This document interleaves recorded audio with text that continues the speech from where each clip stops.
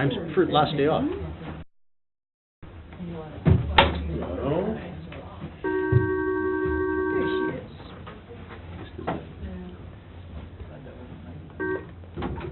Hello?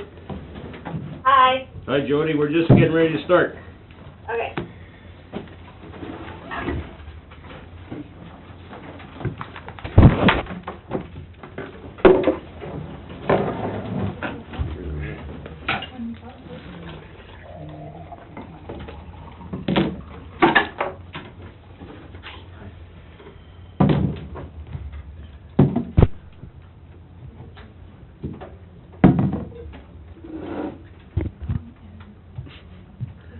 Good evening, everyone. I'd like to call this meeting to order. First item on our agenda is the public input period. If there's anyone that wishes to address council at this time, please state your name, come forward, and you have 2 minutes of our time. So please come forward, state your name, and we'll give you 2 minutes.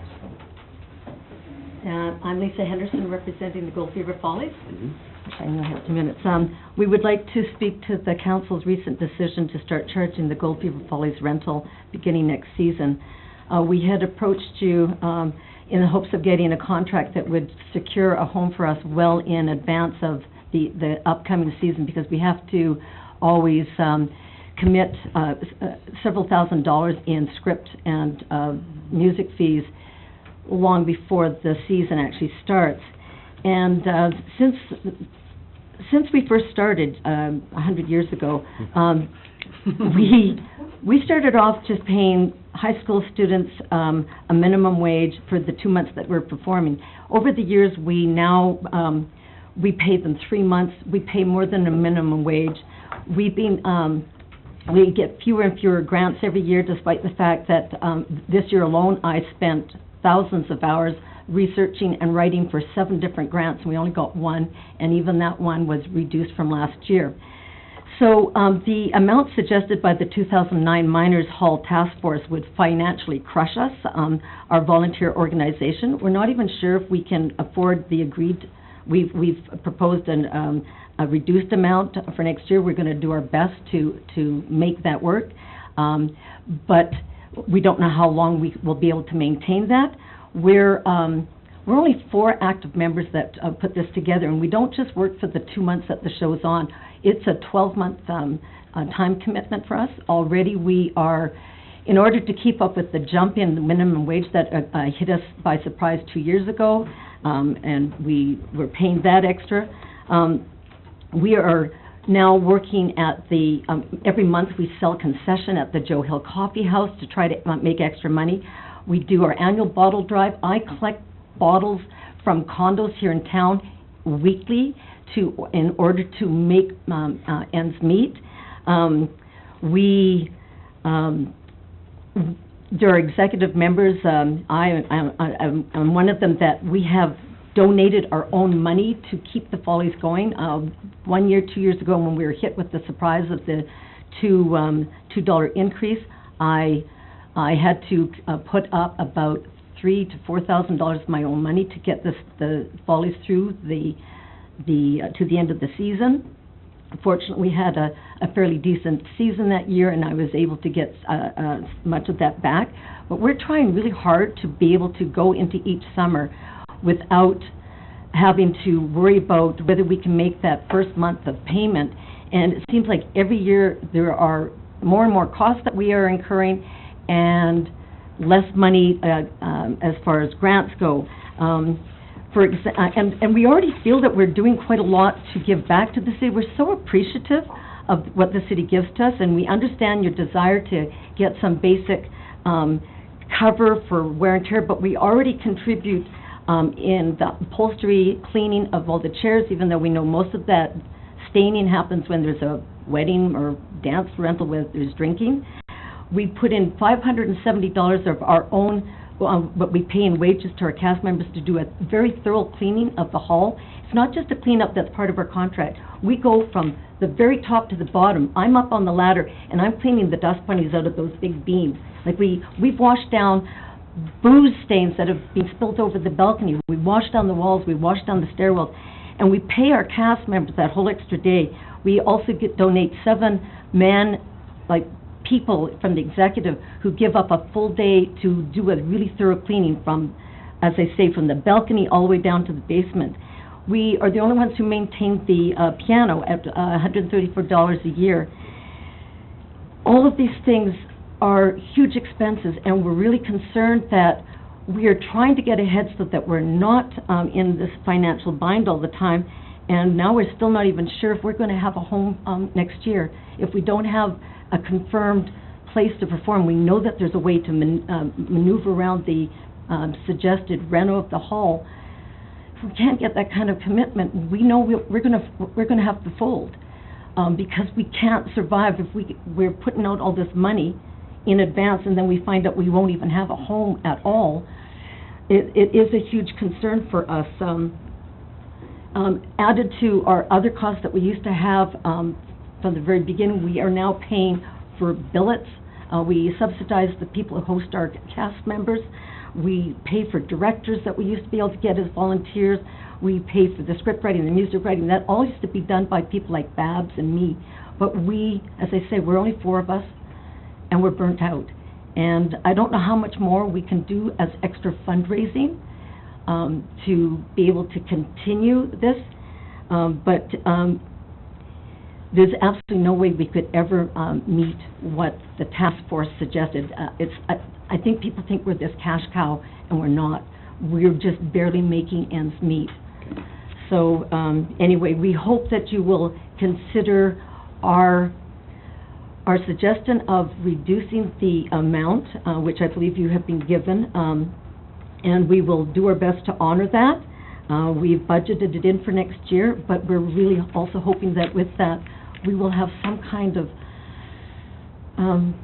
assurance from the city that you'll do your best to make sure that we aren't homeless next year. And even shifting us to another place off the main street is going to kill what we're trying to work with in partnership with the Mine Museum, the Golden Tick that we're doing, the businesses that are associated with that are going to be trying to bring in people from the States on bus tours and so on. We just feel that we need to stay prominent. And Great. anyways, and I have to get to another meeting. Thank you very much. Thank you. And apologize for only 2 minutes, but that is procedure, so Yeah, I didn't realize that. thank you very much. Thank Is there anyone else? I'd like to make one No, comment on that. please. Could I? No, please. I'm just, I don't understand if Lisa's This unaware. this is not a delegation, Counselor. It isn't. One comment. I'll talk to you later, Lisa. Okay, thank you. Yes, please come forward. Thank you. Carol Hobbs de Rosa. I'm a trustee of Communities and Faith Pastoral Charge. That includes the United Church that's in this town, the red and white building.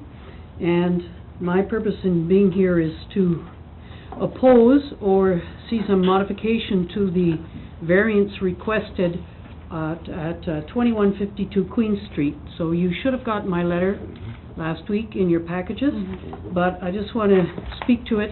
It's not so much what the fellow proposes to build as the implications to the lane. So if you are standing at the church here and you're looking along the lane, here is the lot line of the property in question. He wants to build the deck right out to that lot line. And here is the cement wall with the grass berm on top. And that cement wall is not in terrific condition. And the whole width of this lane is just under 21 feet. So there's no way you can drive with any vehicle on this green part, because the wall, one, you might slip off, and two, the wall might crumble. So these diagrams represent measurements I actually took last Sunday, a week away. This is the car of the owner. It's almost 4 feet out from the lot line, and with that, nobody could pass by. Okay? So this has been a long, long time problem, and our concern is that if these people build a deck right to the lot line, they will never be able to park improperly, even should they be thinking about it. So another solution, if you want to grant that variance, is to require no parking in this lane. And maybe that should be done anyway. maybe these people should be encouraged to park on their own lots.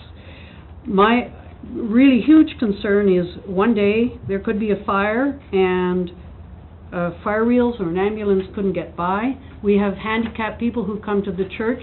We like to bring them in the back because there are just steps in the front, and to drive through the back and let them in through the back door helps the handicapped people. So the core of the problem is people parking in here and blocking access to the lane and the whole system of lanes through there. And we're not even talking snow yet, which is a Rossland issue.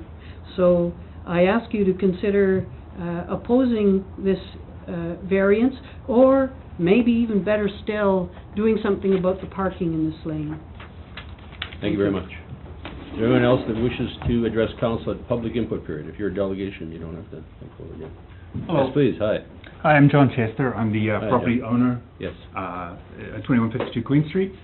Yeah, I got a few points to address. One of which is that the house next to me has been vacant for more than 2 years, 2.5 years.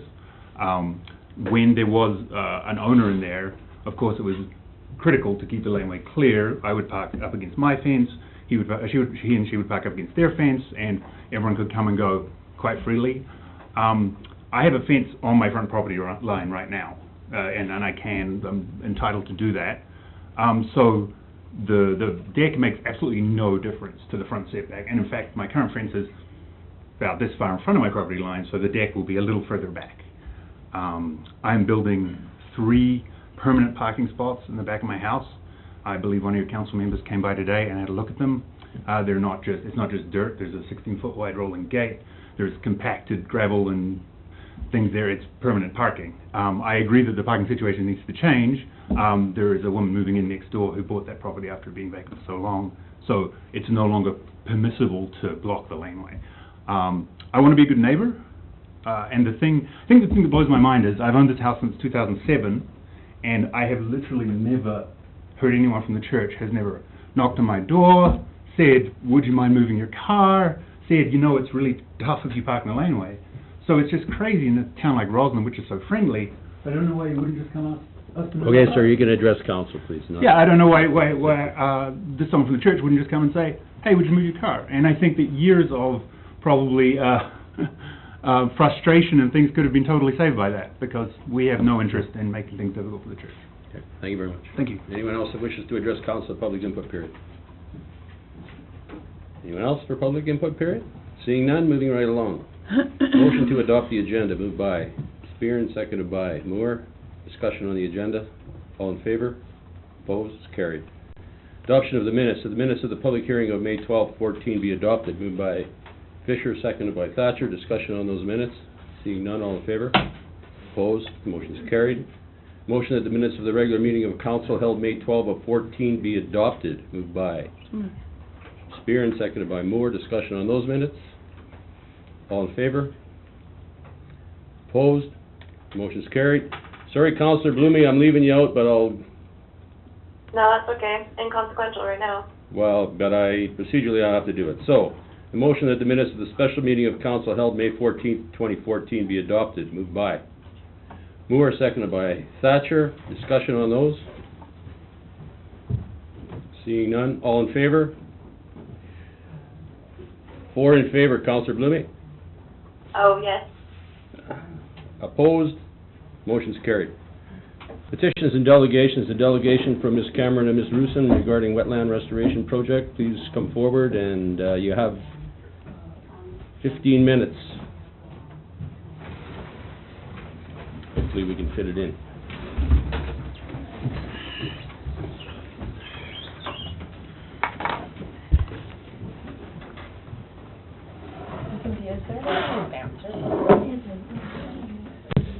Okay.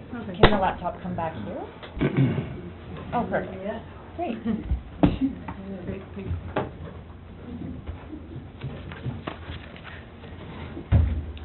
So on this one, It probably doesn't have to be super dark, I think, because That's what you're gonna get, unless you do that. Well, I won't be as nervous if it's pitch black. Perfect,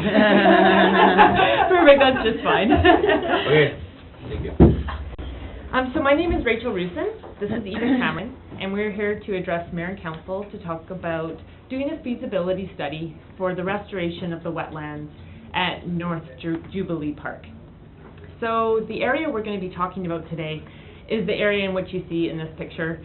It's the area north of the soccer fields at RSS and around the community garden.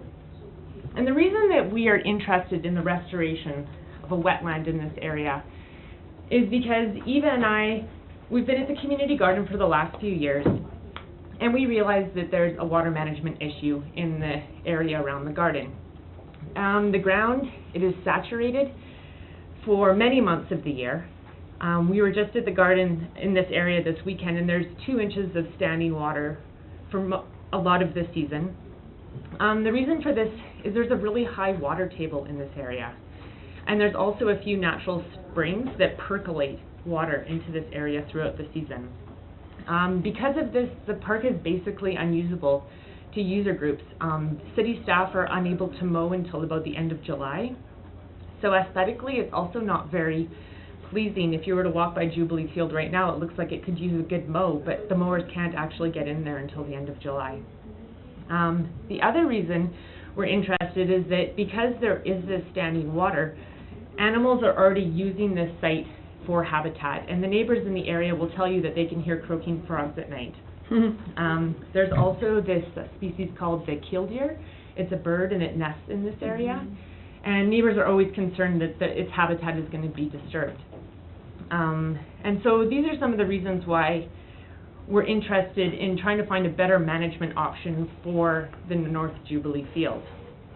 What we would hope to achieve from restoring some wetland areas at North Jubilee is more functionality out of the park. So if you have some wet areas, then maybe the drier areas around it can be mowed on a more regular basis, and so people can use them as like for foot traffic areas.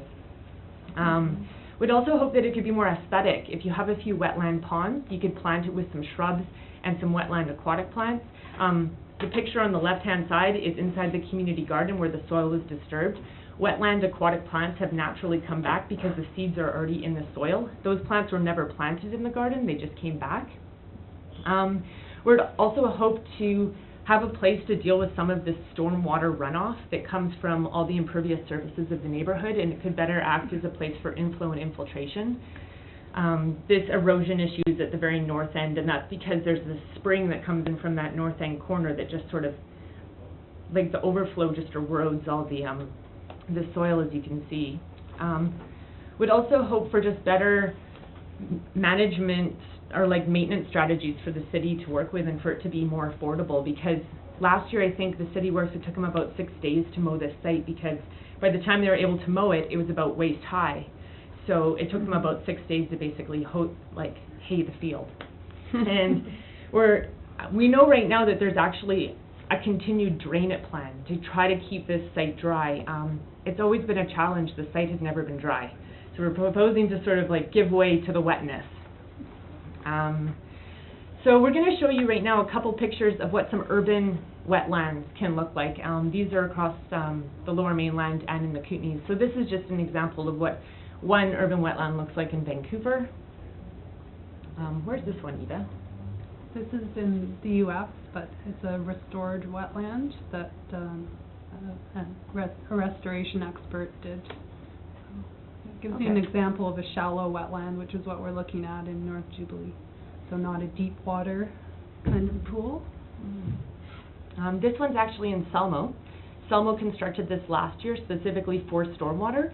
We're not proposing a stormwater wetland where we'd be cutting pipes and having stormwater run in. This is what Selmo did, but this is something you can go see in Selmo like tomorrow. This one is deeper than the one we were proposing for North Jubilee.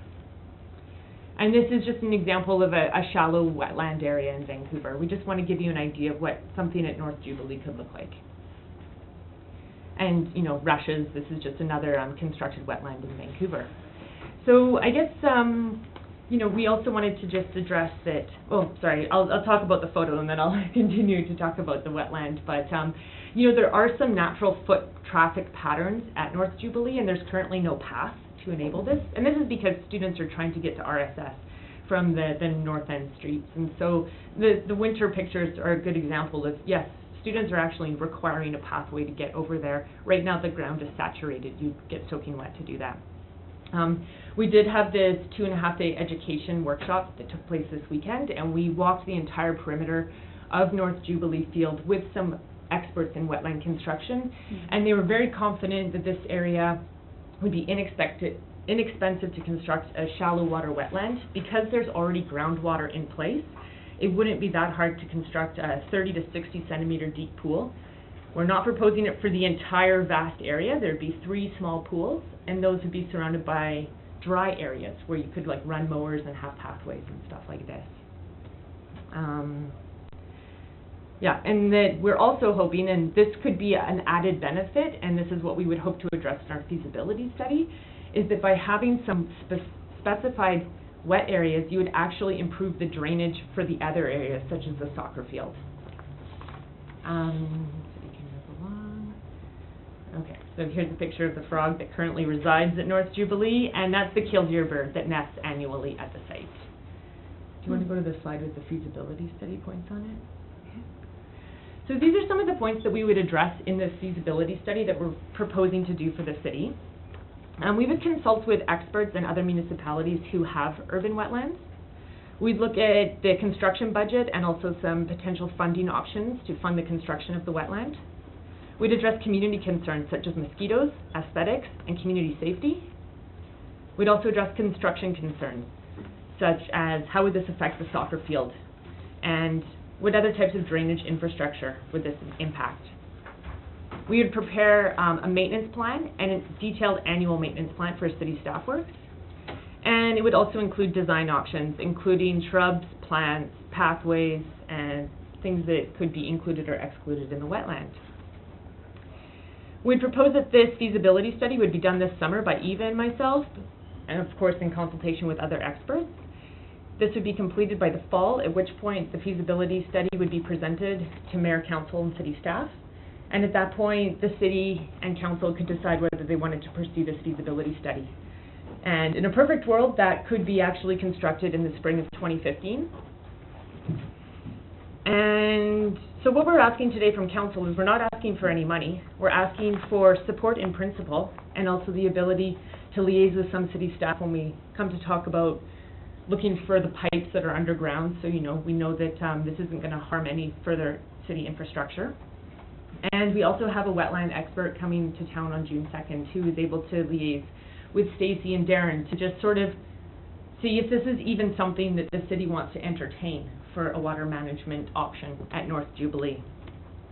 Eva and I would be looking for a grant to compensate our time and also any incurred costs for liaising with experts and such. And we plan to do that by pursuing a Columbia Basin Trust grant for their environmental initiatives program, and we'd be applying for that at the end of the month. So what we're asking is for support in principle, a little staff time, and an answer in a couple of weeks so we can pursue this grant. And yeah, I think that's everything we have to ask of Council today, and are there any questions? Great, we'll get some lights on and then we'll get to the questions. While I sit in the spotlight, any questions? Councilor Moore. Yeah, I'm curious, at the session that you had, how many people came out? How much interest is there in the community of people coming to learn about it?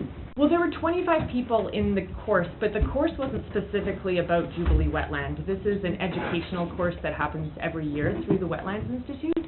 So people came from, Castlegar and from Fruitvale to learn about wetlands in general. So the Jubilee Field was part of this 2.5-day workshop. Okay. We also visited the wetlands up at the Centennial Park near the campground and also the Oasis wetlands. But what was interesting is on Saturday night we had a public open house where there was about 15 members of the public who came out. And what I really liked to see is that there was one of the concerned neighbors who saw us wandering around North Jubilee Field. He came out to see the information session and stuff. So. And we did have 5 or 6 neighbors while we were doing the workshop in Jubilee come down to talk to us about their concerns. So that was really great. And after talking to them, they all sounded excited because they have watched the wildlife, heard the frogs, seen the birds, seen how unsightly that park really is. and have seen that it would be nice to do something different. Thanks for your presentation, it was great. Any further questions? Counselor? I was just curious about the neighbors' feelings about it too, but you already answered that. And the other big thing is the mosquitoes, like, it's, you know, there's already some mosquitoes there, but if you have, actually create more water, you're gonna have much more of a mosquito problem. Well, which- actually, it was interesting at the workshop because essentially the restoration expert said that the habitat there now, that shallow sitting 2 inches of water, is perfect for mosquitoes because there's no amphibians, frogs, birds there to eat the mosquito larvae. But if we have deeper water and there's actually more frogs, then there are fewer mosquitoes. So it's that we've got, like, water sitting in a tire in your yard. That's what we have in North Jubilee right now. And that's a breeding ground for mosquito larvae because there's no predators. Are you planning on doing a survey of all the neighbors in the area? to see Yeah, the- that's part of our feasibility. I think that's the first step. I think before this council can in principle say anything, I think we need the consent of the neighborhood, because quite frankly, a few of the neighbors that I know up there, if we say a wetland, they're gonna say swamp, and they're gonna say mosquitoes, and phones are gonna ring off the hook. So I think without that community support at that neighborhood, Yeah. the project really, I don't even know, well, perhaps council in 2 weeks can support in principle, but frankly, without that neighborhood support, I cannot support it in principle until we have that support. Anything further? Councillor? Yeah, thanks for the presentation. So that's a pre-feasibility study you're talking about, Rachel? Like what you guys are proposing to do initially, like right now, and with a little bit of staff time and Yeah. the grant? Yeah, So, I think I'm just a little bit confused about feasibility study versus doing a little survey of the neighborhood. What's the initial step, just in one sentence again? Like, Well, what's I the guess first thing that you need to do? What Mr. Granstrom just brought up is something that I hadn't considered as Right. a pre-feasibility study, because I was sort of considering like the community consultation as part of the feasibility study, so we could present to council sort of a package. The community, these are the concerns of the community, this is how they'd be addressed, this is the budget, sort of as a whole package deal. But what Mr. Granstrom is proposing seems to be, forget about everything, let's talk to the community first. I guess it's just hard to know what comes first, because you need to also professionally address those concerns such as mosquitoes and safety. And we'd like to do public education once we've assessed the site with some experts who can tell us what we can do. So that's why we're asking to do this whole feasibility study, because we need to do a plan first and talk to Darren and talk to the wetland restoration experts together, and then propose to the public and see what their reaction is. I think We're not asking to build tomorrow, we're just I think there are two issues, and just I'll interrupt, just on that, first of all, you asked for staff time. And if we are gonna dedicate staff time, we better be sure that we're dedicating staff time for something that the neighborhood is in favor of. That is the reason I bring that up. Yeah. Councillor Fisher? Well, I actually think it's a great idea. I think that if you need any help, additional help, you can give me a call. We've built several ponds around the golf course, specific frog highways, and did a fish count in Trail Creek. There's a number of locations in the city of Rossland that I think it's interesting in that when an application is brought forward, the developer has to remediate certain situations, but the current city of Rossland is okay the way that it is, and I think it's great that you brought this forward, because there's a number of sites throughout town, and I'll just cite it, people's yards, for example. Creek goes through a yard, they mow right down to the edge of the creek, they've always done it, but that's terrible for the habitat. You need a certain amount of vegetation on the side, so I think that doing something with the wetland there is really important, and there's several other sites in the city of Rossland. Trail Creek, number one. The amount of stormwater we dump into Trail Creek, polluting it just from all the crap that's on the roads, is unbelievable. And I think you're on the right track. I would support it to see what a feasibility study would would do, and then I would encourage the city to look further past what you're doing. Councilor Moore's next. I think what we, in some of the material that you provided us, it talked about, you know, when mosquitoes arise and when they don't, and how you can construct it. So what I'm hearing of the objections that are kind of just preliminary objections, it's really an issue of education. So if that's part of your program, is to really educate and do all that, you know, I agree with Councilor Fisher. I think it's a great idea. I have free bull rushes if you want, so. Now I'm you're in the pond in talking. front of my house. That's great, thank you. Councilor Smith. Yeah. Yeah, and I too think it's, you know, the concept is very valuable. And just from another kind of little perspective, of course, and I think you mentioned it, is the whole educational component and the fact that the school is right there at the south end of the park there, and how learning can evolve from that for the kids in our community. I mean, I've taken kids over to Creston numerous times to the wetlands there, and it's phenomenal, the program, and the kids come away from that with this immense appreciation of things that they never knew about. So to have it right in our backyard, I think would be very valuable. So I'm certainly interested in you achieving the grant and coming back to council with further information. So, yeah, thanks. Okay, Councilor Bloom, you have any questions? Just thank you for presenting us with this new idea. I think it could be very productive, and being from the prairies, I'm very familiar with wetlands for sure, and grew up learning from them and being around them. So I do recognize the potential value of this, and why not look into it. So thank you for coming up with the idea and putting in the energy to bring it this far. Great, thank you. Just one last question. In your note to us, you say you would like an answer by the 9th. Can I ask why you need it by the 9th? We would like to apply for the Columbia Basin Trust Environmental Grant to cover some of our time, which is due at the end of June.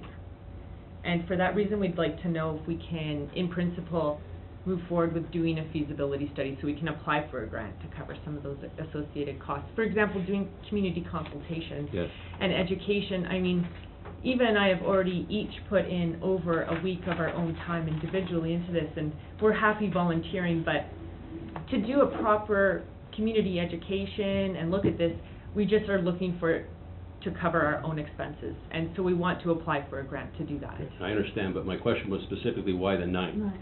So Oh, if it doesn't we have to could be wait the... till the 15th or whatever, that's because this is going to go to staff now, right? And staff are going to look at it and come up with some recommendations and some discussions. But I don't know if well, I do know that the agenda is pretty booked up coming up to that period of time, so I'd like to know if there was leeway there. That's the reason There's leeway. Thank you, that's the reason I asked the question. Okay, anything further? Thank you very much for the presentation. Thank you. Thank you. Thank you. Our next delegation is from the Rossland Library Board. A couple faces I recognize as well. Do you want to be in the garden? Yes, please.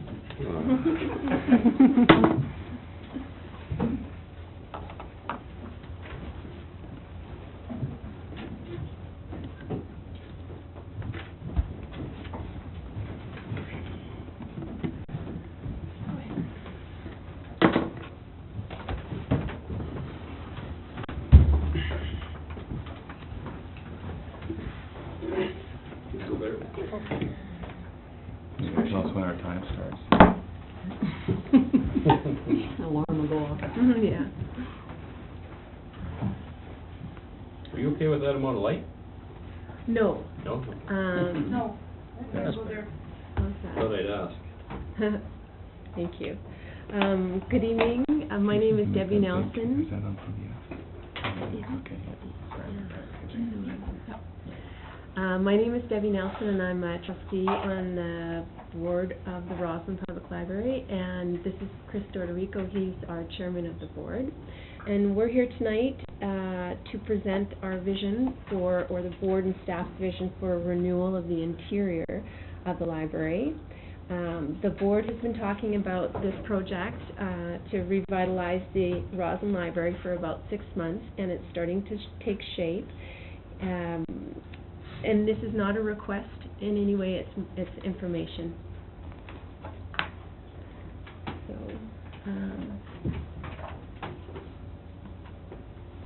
We must be at the end. Yeah, there we are. Sure you don't want the lights on? There we go. Okay, so there goes about 30 seconds of my dear time. So to start out our project, we were really careful in thinking about what the revitalization of the library would mean. And so we kind of carefully chose these words, and so that's why I'm putting it right at the beginning, and just want to I think this really describes and encompasses what our goals are, and I'll just take the time to read it, and that's to revitalize the Rossland Public Library as a dynamic learning environment using modern design and leading-edge technology. The revisioning of the library will ensure comfortable, flexible, and information-rich interior designed to address growing demand and changing community needs. And so just a little bit of history. Our library opened in Rossland in 1939, and so that means that some of our seniors visited the first library as children. And then in 1949 it moved to the basement of the courthouse, and I personally know a lot of people who went to that library there. Apparently it was a little dark and scary, even if they wanted to get books. And here, 75 years later, we're in a beautiful heritage building with an active print and digital collections, and we rank 11th out of 71 BC libraries for active card holders as a percent of population. Some of our key statistics, our visits in the last 2 years have grown by 46%. Our items borrowed, physical items, are up 21%, and our e-items have increased 15 times. Program attendance is up 115%. And we conclude that Rosslanders love the library. Our facilities use, public computers were used 1,865 times last year, and our meeting room is used 40 times a month at a minimum. And libraries are changing, and that's being driven by a lot of things, and technology is just the most obvious one, but also things like megatrends in education, and I'm not sure if everyone's familiar with the massively open online courses, which are called MOOCs, and that is the course, they're offered by multiple institutions from the American University of Natural History to Princeton. They're online courses that have upwards of 10,000 people sign up for courses. There's 328 courses from 62 universities in 17 countries. And the courses span everything from pre-calculus to introductory jazz improvisation. So it is super broad. But the only problem is that they're finding that while they'll have 10,000 people enroll, they'll have 2,000 finish, so 8,000 won't finish. And we really feel that the library can be a catalyst for people to get together and take these courses. It's free education, and that there's we can increase the chance of people finishing by doing the programs together and in the library environment.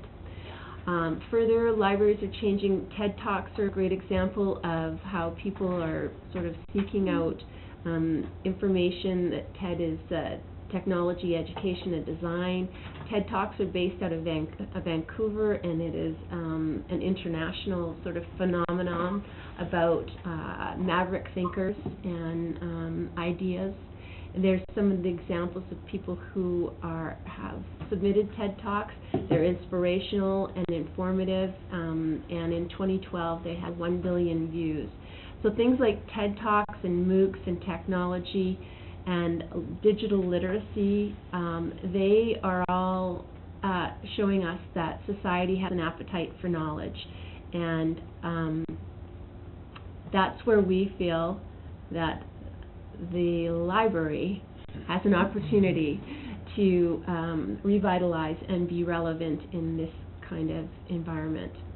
And so our patrons are asking for things like new signage, a kids area amalgamated and decorated for kids, comfortable furniture, more electrical outlets, some words that have been used to describe the current library are dated, cramped, crowded, clean, but a little boring, and windows in the meeting room. And libraries are actively revitalizing and positioning themselves as more relevant these days. Recently, Nelson Library, Grand Forks Library, Fernie libraries have all done renovations, and it's really common across the province. The way the libraries are being described now, the words are like innovative, interactive exhibits, contemporary, scholarship in the digital age, flexible, stimulating, inclusive, evolving needs of diverse users. So we have a real opportunity to go from where we are right now, where we're good but a little boring, to really meet the sort of needs of the community and develop that. And here's some, just quick visuals on what some libraries have done.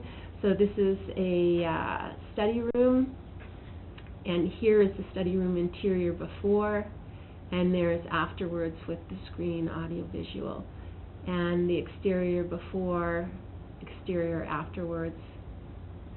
Plexiglass is used a lot now as wall dividers, which means that you can create rooms and spaces without, and still have natural light.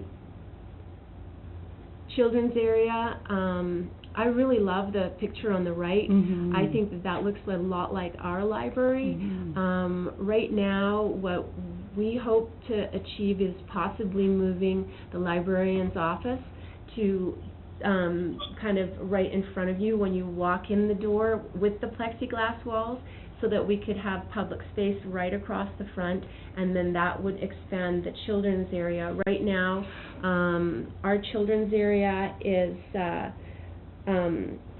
we rank second of 13 comparable libraries in circulation of children's materials, and children's attendance in programs is 4 times greater than any other program. And it's not uncommon for us to have 30 to 50 children in programs.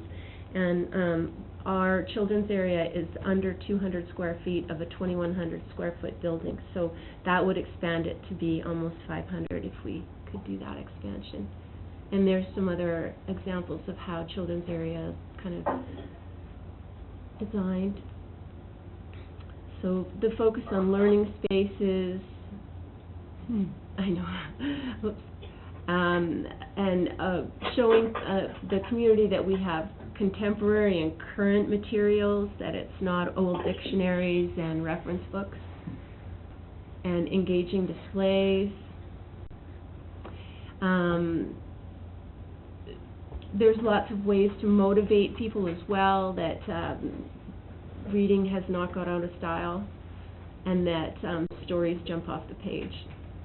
So the status of our project is we've done 2 RFPs. The first one is for architectural design, and Ratio Architects from Vancouver were selected. And Ratio has done the West Vancouver Library, Pitt Meadows Library, the Digital Media Lab in the Vancouver Public Library, and the Terry Fox Memorial Library. They also even have a local connection in that they were the designers of McLean Elementary School. And the graphic designer is Pink Dog Design from Nelson. So this is Pitt Meadows Library. This is designed from Ratio. And our funding, we have a $280,000 construction and furniture budget. To date, we have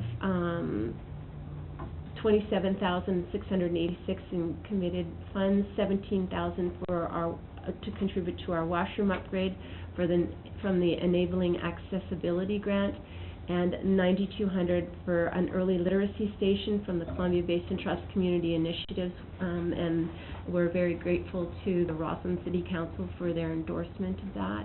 And then $1,486 from the RS grad class of 1982. And I guess they had some money left in their, their reunion coffers, so they sent it our way. Oh, okay.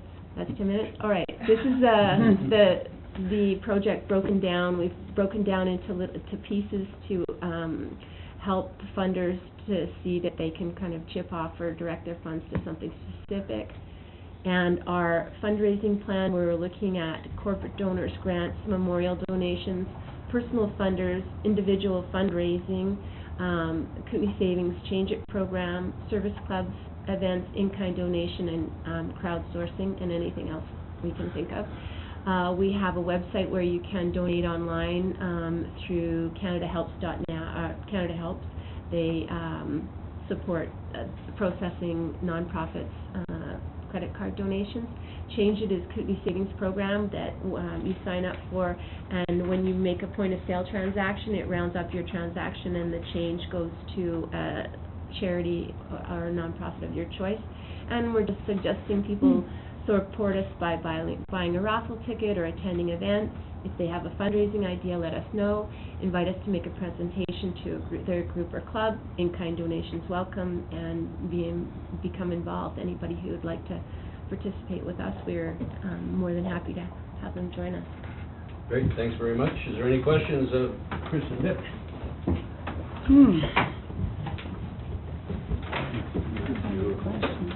Thank you. Yeah, thanks again. So is there any questions? Well, I'll just make a comment. Go ahead. Yeah, thanks for the presentation, and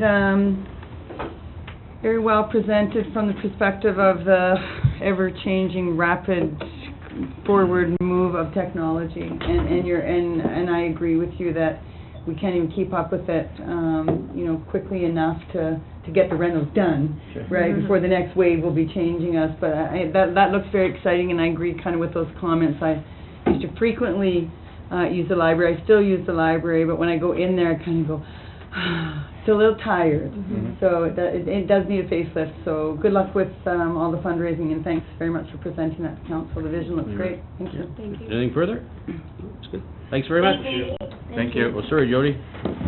You all right? I do have a quick question, actually. Okay. Sure. Slide up.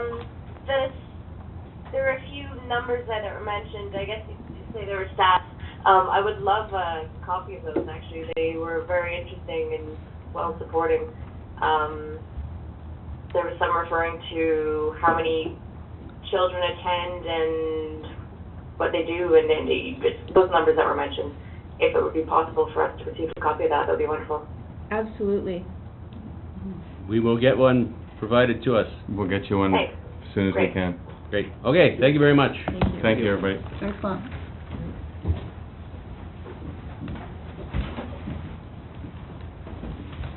You gonna lift that thing up? Yeah. It's like in front of the green board. Yeah. You can become invisible. You don't know what's going on behind you. Exactly. Except for the spider. Okay, moving right along, item 7, recommendation from staff for a decision. Is there a motion that council approves the development variance permit application to vary the interior side setback from 1.8 to 0, a 1.8 meter variance, and a front setback variance from 4 to 0, and a 4 meter variance for the property legally described as Lot A, District Lot 531, Kootenai District Plan 11731, located at 2152 Queen, with the following conditions: that adequate parking for 2 vehicles will be provided on the subject property, and that the bylaw contravention notice, register on title be addressed, be removed. Is there a mover to that? Moved. Moved by Spearn, seconded by Oh, Fisher. Thank you. Discussion, Councillor Spearn. Yeah.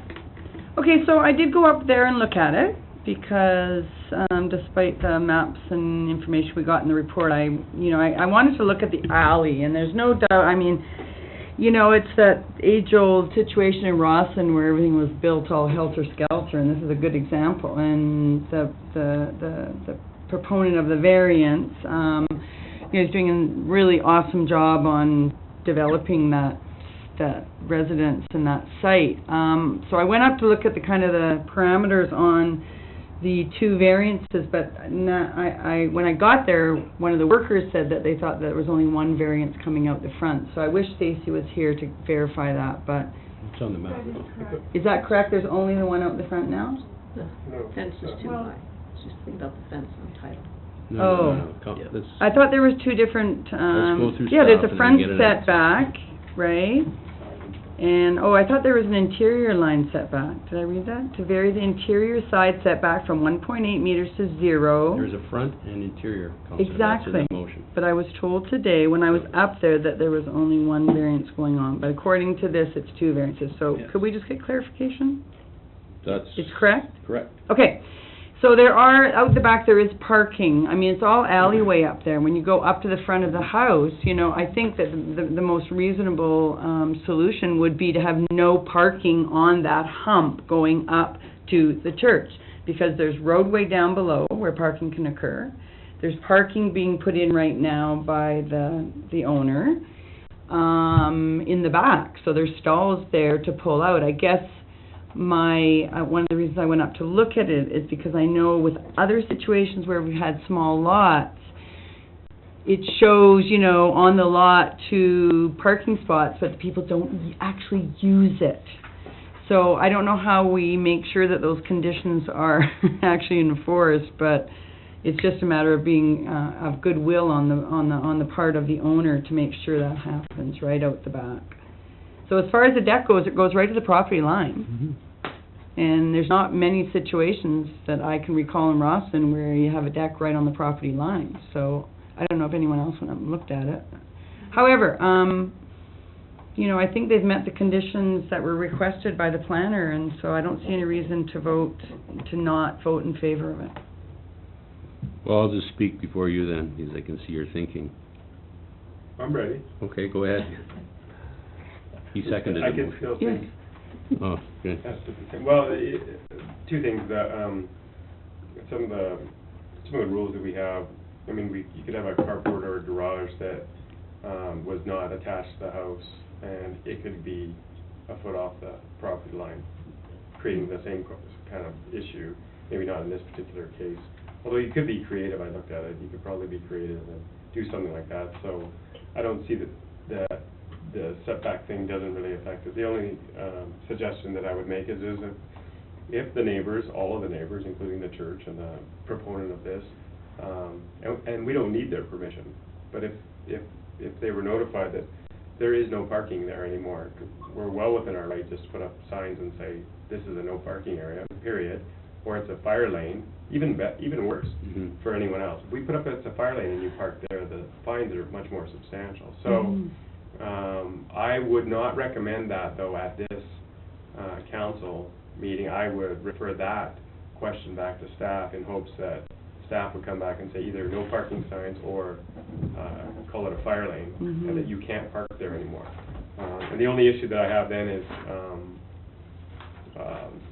the other neighbors, if they don't have places to park at all, because the proponent did mention that the resident side of it is now being occupied. So, and I didn't look at that, I just specifically looked at the proponent's property.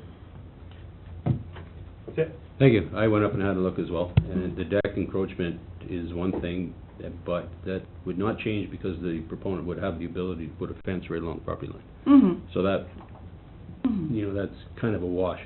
As to the parking spaces in the rear, I know we've been told in the past when we dealt with small lot duplexes that we would provide parking, off-street parking on the lot of the duplex, and I know that we have one duplex in town where there's still no occupancy because the person said that they were going to put in parking and they end up having a lawn and a fire pit, right? So there's still no occupancy permit for that.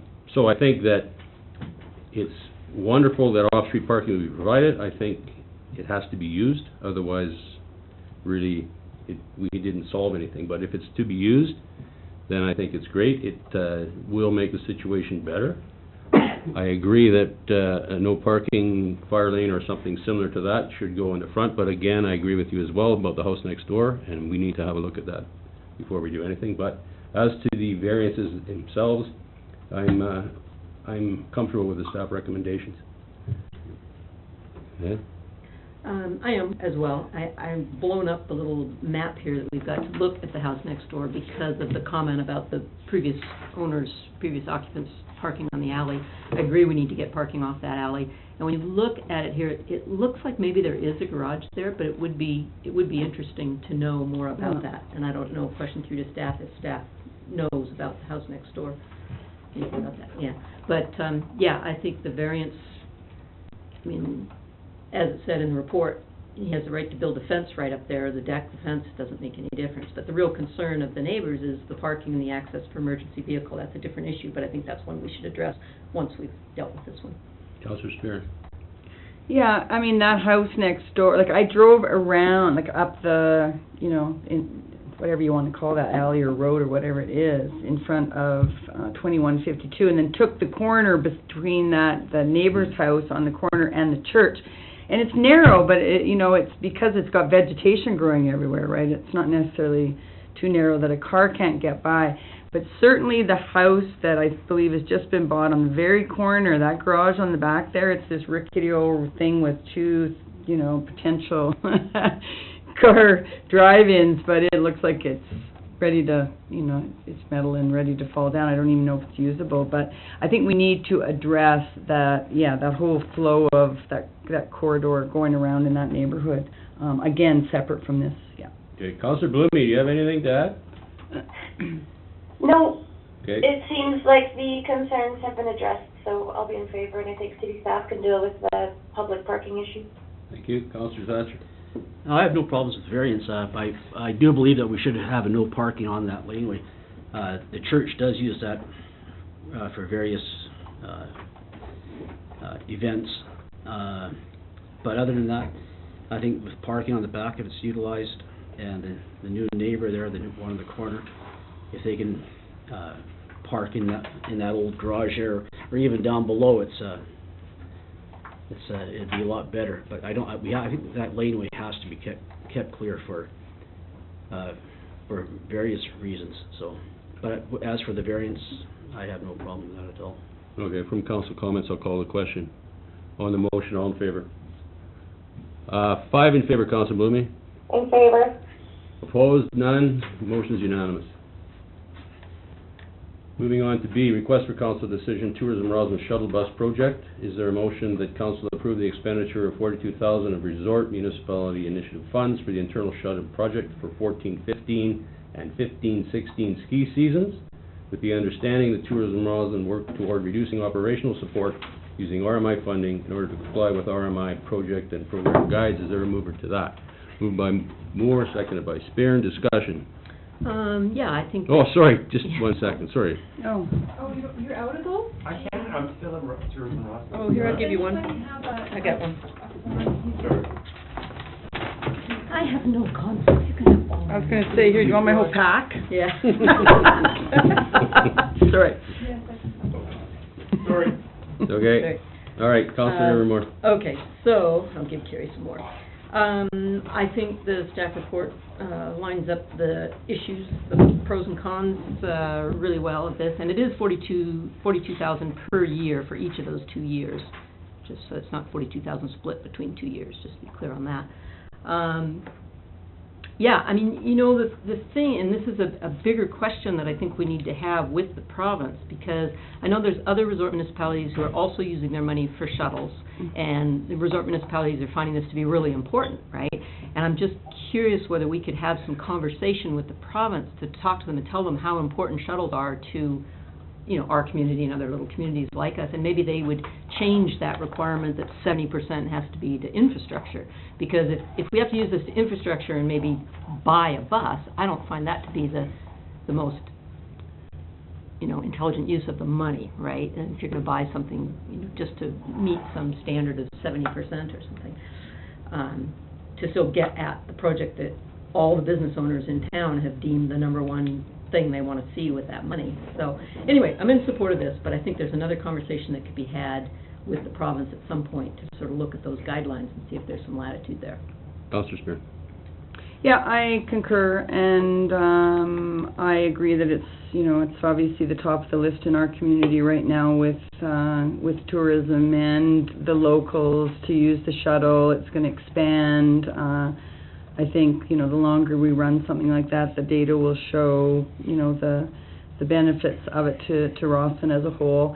I was interested when I did look at all of the infrastructure or the capital projects. I feel the same way. I feel that, the conversation needs to happen around the use of that money to have to be capital. Capital is stuff, right? And actually, you know, as far as operating this this shuttle. I think it's much more important than having to build infrastructure or put in benches or, you know, concrete kinds of tangible things, because this is really, really benefiting our community. So obviously I'm supportive of it. Councillor Thatcher. Well, I think that shuttle was an excellent idea for this past winter. It moved a lot of people.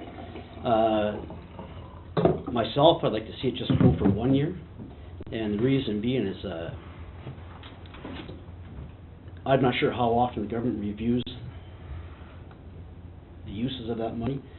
If we all of a sudden we give them 2 years, and the government says, and they review it, and we're not spending that money in the correct fashion, you know, 70% towards capital, that we just committed another $42,000 of City of Rossland money towards that shuttle bus.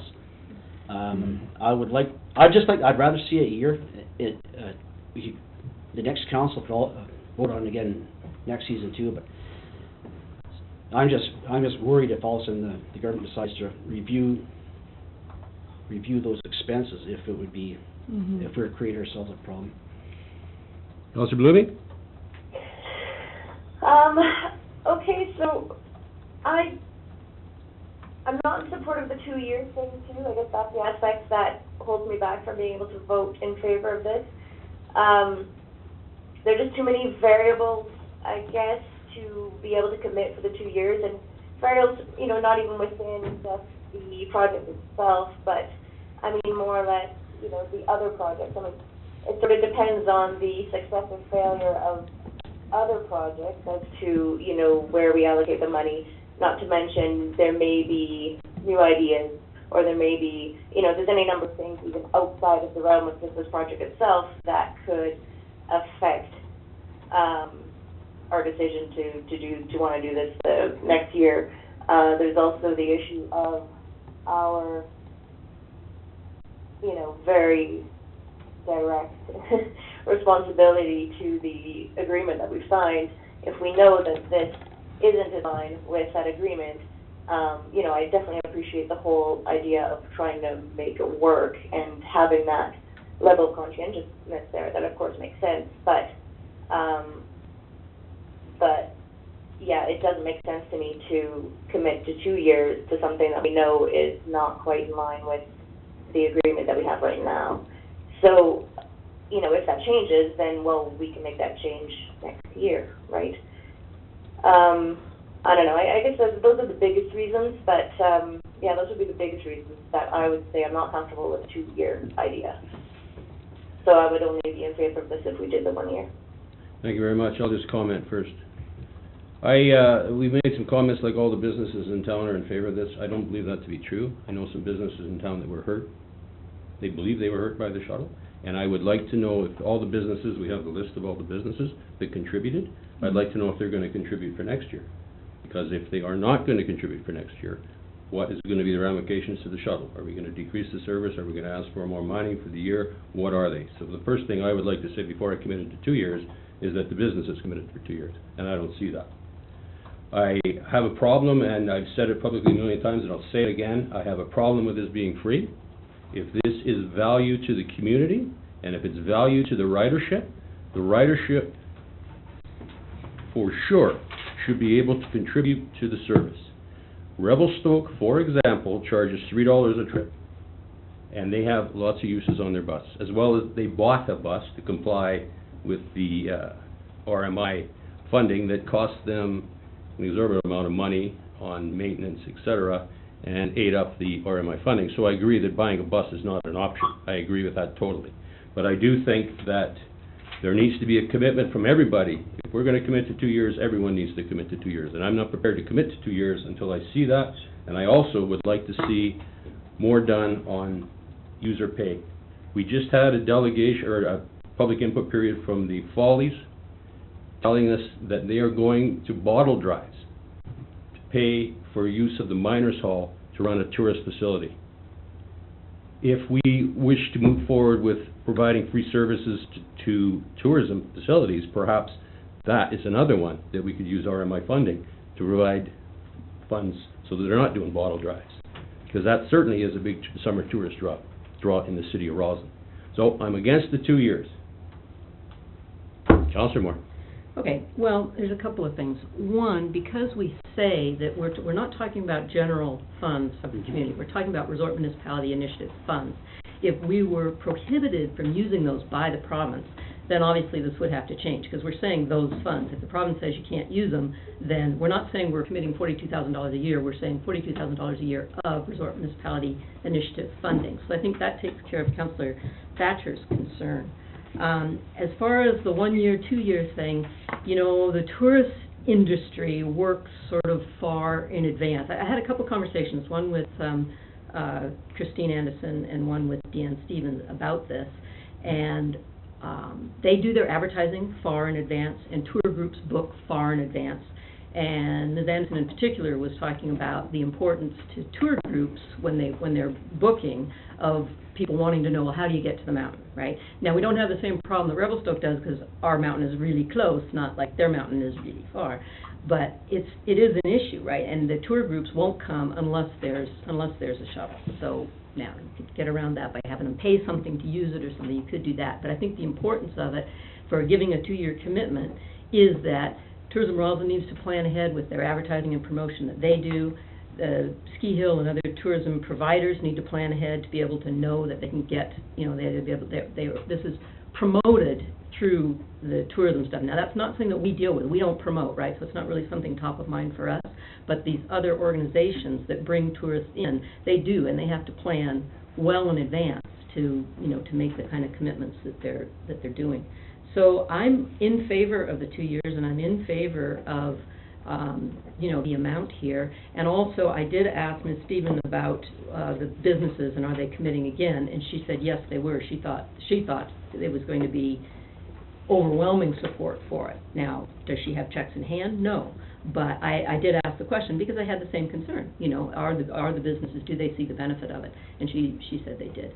And then she had given us her report that talked about the usage. And it isn't just tourists, it's also the locals that are using it. And the locals, to them, it's like, well, they'll just drive if they, you know, rather than pay a toonie or whatever it is. So, you know, I don't know.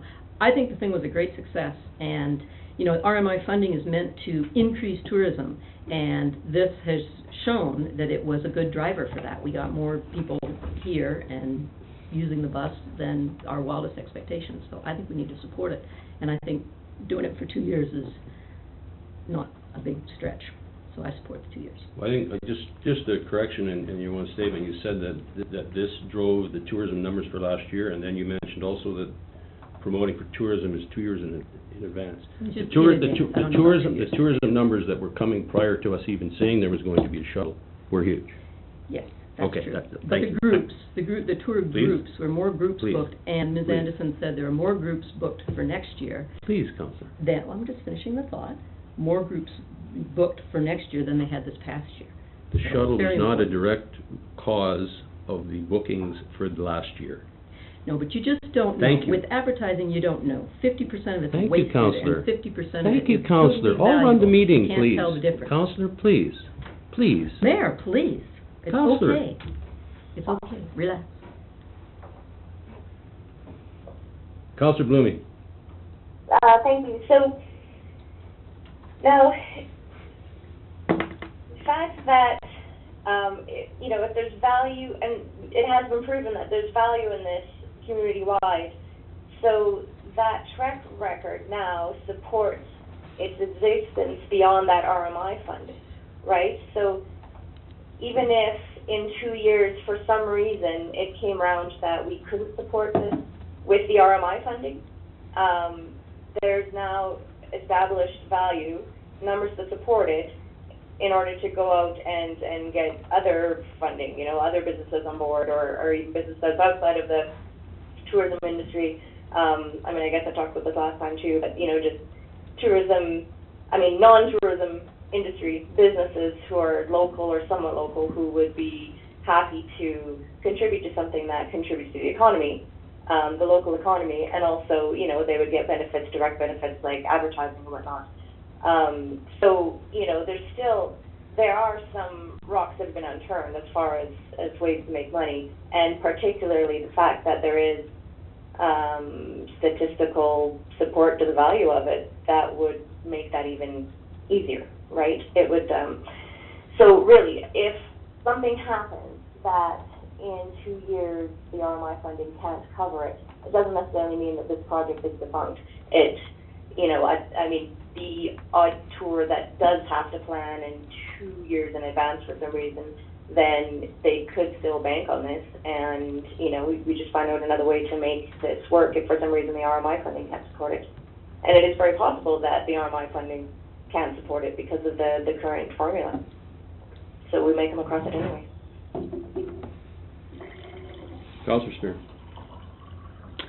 Yeah, you know, and I'm not sure, Councillor Bloom, you're speaking in favor now of it being an extended amount of time, as in 2 years, because, you know, the arguments for it being 2 years have, you know, they've come to us before. And Councillor Moore just mentioned, you know, the planning ahead in any kind of business industry, particularly the tourism industry, and groups have clearly said that, you know, contingent upon the fact that there is shuttles to take us to and from the ski hill. And I mean, there's enormous benefits around it, and I like the way the motion is crafted, because it clearly says that, you know, that Tourism Rossland works towards reducing operational support. So that could be, as you're saying, Councillor Bloomy, to go out and seek, you know, tourism funding, whether it's, you know, from tech or some other, you know, businesses around that could help to participate. And I think the fact that the businesses do participate, and we saw a great increase in numbers, although the numbers were good, but this last year was better, and we didn't even have a good snow year, technically. I think we have to say, you know, for the next couple of years, let's look at it and see if it really can help increase our numbers in town as far as tourism, as well as supporting all the locals that are using it. And there's all the reasons around leaving your car at home for, you know, reducing greenhouse gases, and all of the reasons that we know it's a good venture in our community. So I hope the council will support it for 2 years. Okay, I'm just going to speak again to the staff report that states that the provincial government says that 70% of RMI funding should be used for infrastructure. This is not the City of Rossland saying that. This is the provincial government. And if the provincial government changes that, so be it. But for now, I think it's incumbent on us and Tourism Rossland to work together to show that this very valuable service can be funded, and we are moving away from being totally reliant on RMI funding to move towards a sustainable shuttle service. And I think that is incumbent on us. Otherwise, what happens if the province says, okay, well, if you're not going to use the money for infrastructure, you're not going to get it? What happens? All right, so... For infrastructure. No, that's twice. Change it. Come on. That's twice on everything, so I'm going to call the question. Sorry. On the motion, then, the short version is 2 years. All in favor? Opposed? That was opposed. Motion's defeated. So I'll make a new motion. Sure. Resolve the council, same resolution there, but for 1 year of funding. No, Seconded by Thatcher. Discussion. All in favor? 4 in favor, Councillor Blooming. In favor? Motion's carried unanimously. Thank you. Get Councillor Fisher again, please.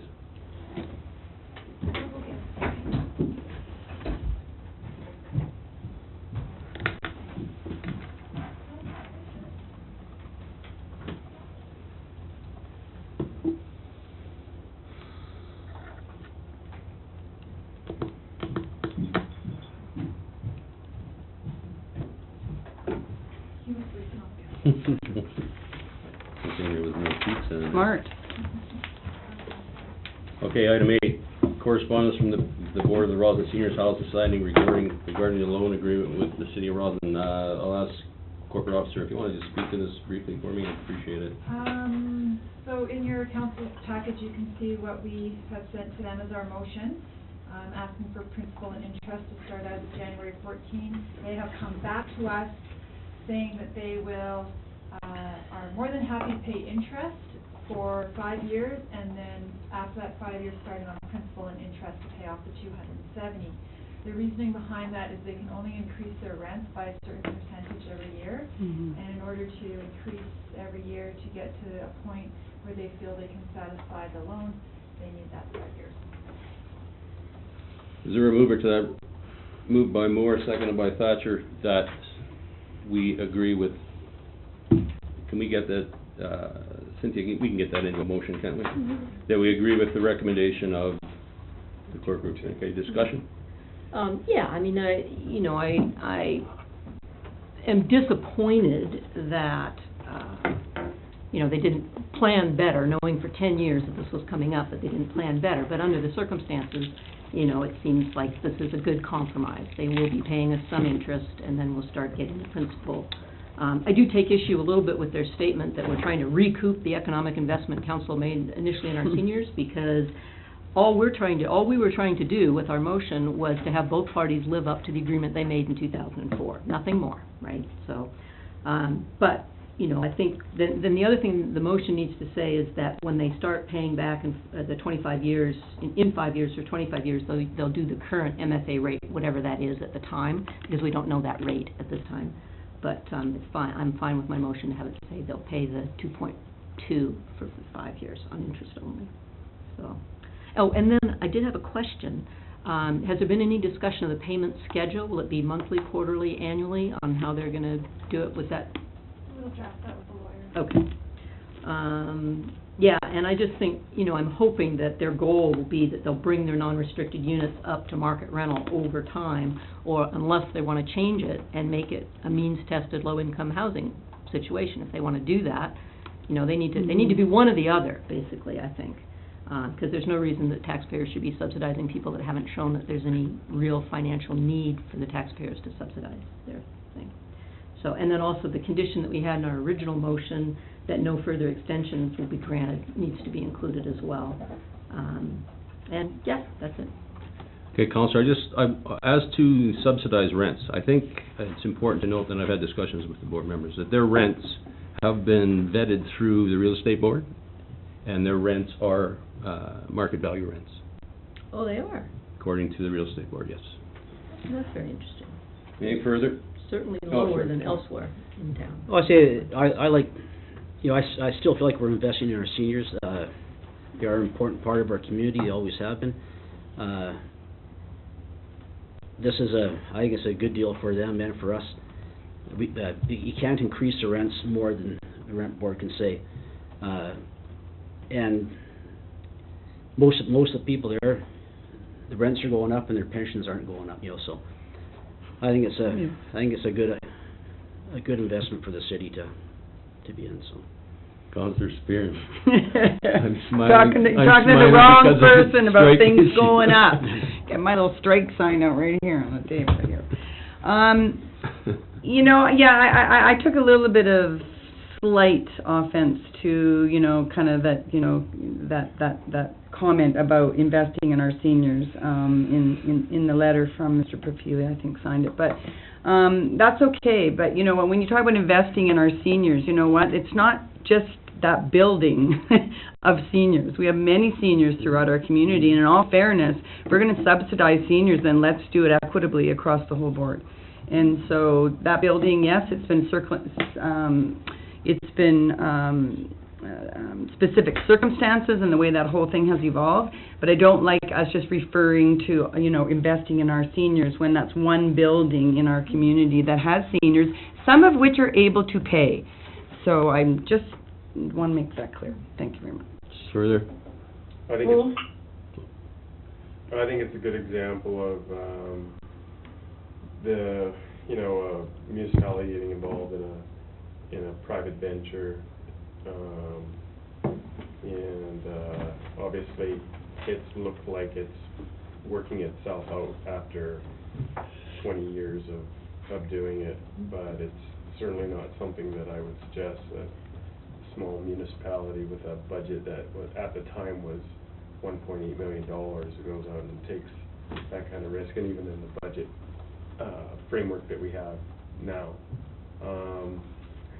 to me, it's just a business negotiation. I take no offense in their comments back. I think it's a good way for us to get our money back. I think, if circumstances were different with interest rates, you know, we'd be negotiating a higher interest rate, but rates at what they are, it's a market rate, and so I think it's a deal worth signing, and take no offense in it, just a warning that these are the types of things that a city should never do, I think, of our size. Councillor Blooming. Well, I definitely want to move forward on dealing with the load, but of primary importance to me is the actual experience of the seniors living in that building, the ones on fixed incomes, and what their experience of the situation is. That is actually to me of primary importance. If they've lived here, you know, if they've been contributing to this community for potentially going on 100 years, if we're going to be, you know, supporting the community, this is definitely one of the ways that we can very justifiably do it, in my belief. But so this, it seems like a reasonable compromise to me. 2.2% is, I mean, I'm trusting is a good way to do it. I would ideally like to see that, you know, the ones that fixed incomes could perhaps be somehow grandfathered into it and then not have to deal with this, but I guess that's not within our realm of influence here. So, yeah, I'm going to say yes to this ultimately, and it took to this point to get around to the point where I could support it. Okay, great, thank you very much. I think I can call the question. On the motion, all in favor? 5 in favor, Councillor Blooming. In favor. 6, the motion is unanimous. Correspondence from the Rossland Fair Core Group requesting city assistance in the use of the Rossland Arena. Is there a motion to concur? So moved. Seconded by Moore, or sorry, moved by Stern, seconded by Moore. Any discussion on that? All in favor? Oh, Just sorry. one question through staff. Was there anything new this time that staff hadn't asked? That's good, thanks. Okay, on that, all in favor? 5 in favor, Councillor Blooming. In favor. Unanimous. Information items, a motion to receive the information items and act on them as mentioned. Is there a mover to that? Moved by. Thank you, Fisher. Seconded by. The information items, ladies and gentlemen? More. Sure. Well, let's move it here, all right. Sorry, I'm just reading away. Any items you wish to discuss? Councillor Fisher. No. Moore. B. Mm-hmm. B. Councillor Blooming. B or not to B, that's just the Pardon? question. B, sorry. Yeah, okay, we're all on B. Councillor Moore.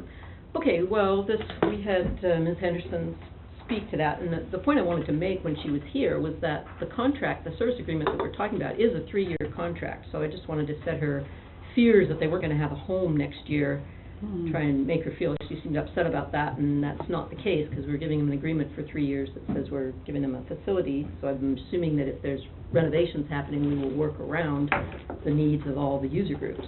Is that correct? Ms. Butler. Your worship, that is correct. We will try to accommodate everybody, and it all depends on whether the RCAC is able to get grants to do these projects, so. Yeah. Okay. And then as for the seasonal rentals, I mean, I feel for their dilemma of, you know, being stressed and stretched thin to make, you know, ends meet on there, but also each group needs to revitalize itself and get more members and get more fundraising ideas and doing things, right? I mean, they are a viable group, they offer a great service to the community, but I think the rental payment that are proposed here they're well under what the task force had proposed. I think they're small, but they are at least symbolic of giving something back to the city for the use of that building. So I'm in favor of what's there with the city. Yeah, it's a conundrum. You know, when you know, I've often thought through the Follies situation a number of times. I think, you know, I mean, historically it's been a real contribution to our communities, particularly in summer. And I just thought there was some better deal, and that's why I kind of wanted at least to have some questions too, was that, you know, with the museum and the way the museum's going down the road and some improvement, is there some collaboration going on between those two groups? There is, correct? So, anyway, you know, I mean, $350, $550, I mean, if it's gonna make or break, the Gold Fever Follies, I'm going, yikes, you know, that's so little money, but yet so big to them, so I'm a little bit, unsure about how I'm gonna vote on this, because I do believe that users, you know, they do need to pay and step it up, but I don't know how they can do that, really. They need to figure it out. Councillor Fisher. I wasn't going to speak to this, but it goes to a point that I might have made a while ago, 18 months ago, is in that there is a limited number of resources. If we put all the in-kind contributions from the past and all the cash contributions that we've made on the table, and the 7 of us are meant to determine who gets what piece of the very small pie that the city of Rossland has. That's one thing. The second part of it is does the community want to raise their taxes to start funding a number of different things? Do you want to have higher taxes, maybe even significantly higher taxes, and fund a pile of the things that we haven't been able to fully fund based on the requests that we've seen over the last 3 years? So that's a fundamental question on how the city of Rossland is governed, because I kind of see the gnashing of teeth and the grinding that we do on every one of these things, and I can see the heartstrings being pulled by different people at different times, whether it's related to Tourism Rossland or RCAC or the Follies or the people that do just that whole list that we fund and all the things that we do. There's a fundamental question for the city of Rossland's taxpayers. Do you want to pay more, maybe perhaps much more in taxes to have all these things funded to the level that they request, or do you want the city council, as has been for the last 50 years, to make that decision for you and then be the bad guys on individual funding people? And I think at some point the city of Rossland as a community needs to say, okay, here's our priorities, here's the list.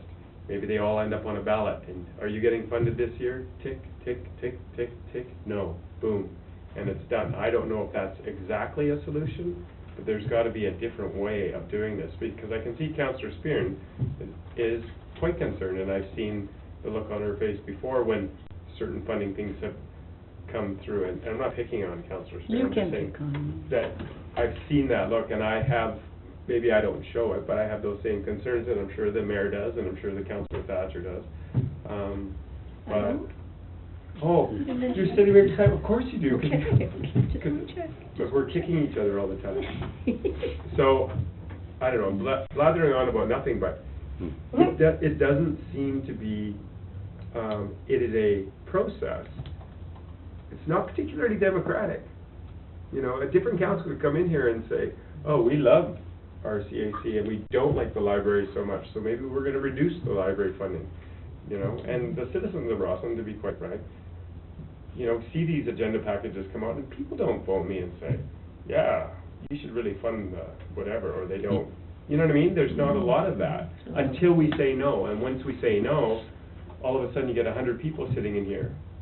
So, I'd like to put the onus a little bit back. I mean, we talk about, or Councillor Moore talks about, now I'll pick on this, it's great, talks about different level of democracy, and the Telegraph talks about democracy, but why not have this discussion on the Telegraph?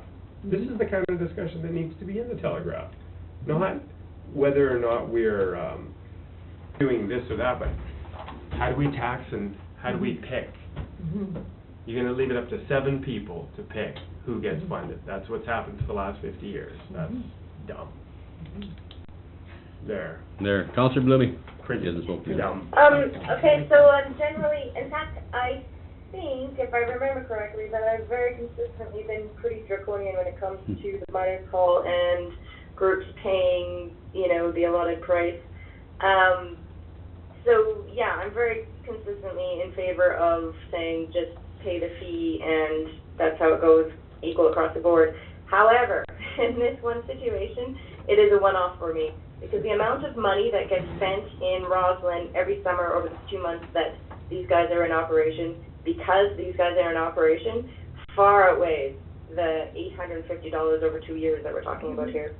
So, you know, I mean, maybe it would be maybe better if this could be organized differently so that, you know, we could maintain the consistency with the charging the miners hall for the use of the miners hall, and then perhaps there's some other, you know, we included them in a different economic development fund or something, so that we're actually, you know, allotting money for the reasons within the theme of, you know, why I'm making this decision, for example.